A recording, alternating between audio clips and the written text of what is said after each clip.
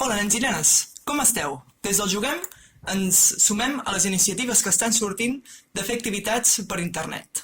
Per això, a partir d'ara, de dilluns a divendres, des del Juguem Patis i Places, els monitors i monitores que participen penjaran diferents vídeos amb activitats, tallers, màgia i tot allò que se'ns pugui acudir perquè pugueu fer des de casa.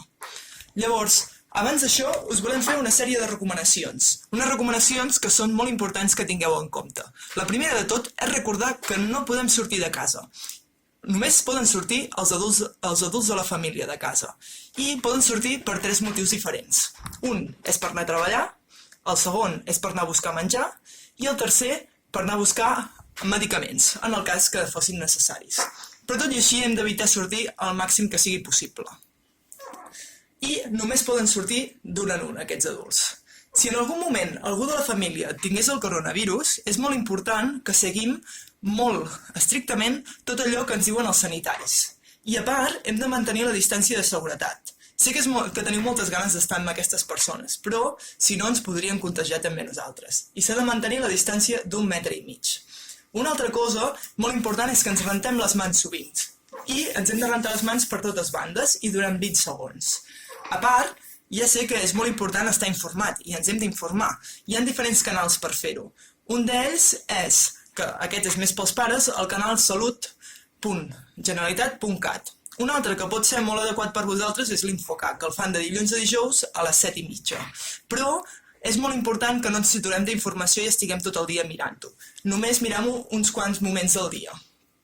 També és molt important que tingueu rutines, que us aixequeu sempre a la mateixa hora, que dormiu i descanseu bé, i que fem els àpats a la mateixa hora i que tinguem unes estones de descans i que ens marquem uns horaris per fer una mica de feina, si pot ser, doncs mirem de fer activitats de l'escola o fitxes que tinguem de deures que ens hagin posat, i a la tarda fem una mica d'activitat física.